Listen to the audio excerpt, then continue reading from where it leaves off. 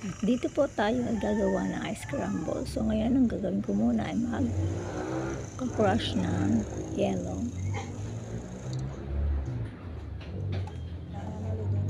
So first time kong gagawa at ito ay aking itinda dito sa aming barangay.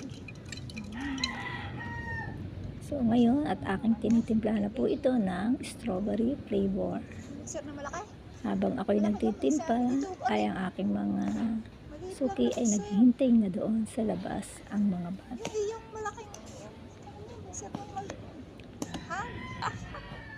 Dahil tag-init na, kaya ito na ngayon ang ang ice crumble. Bagamat medyo malamig pa sa panahon ngayon sa aming bayan ng Lipa, ay medyo malamig. Ikot mo, malaki. Nasaan ka? Digin na sa ikaw. Yung naikot niya.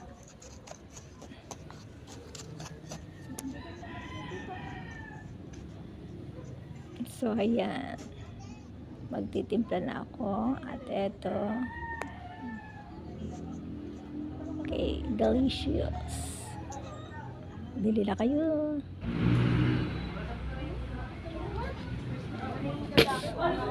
Pasigit ka na. Pasigit ka na.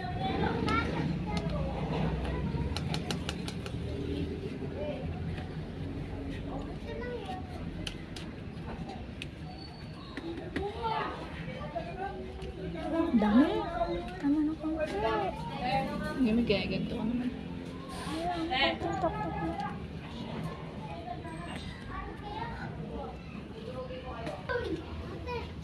Queen eh.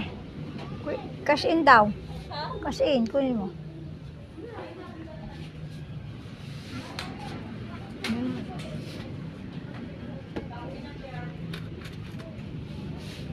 ₱10 lang.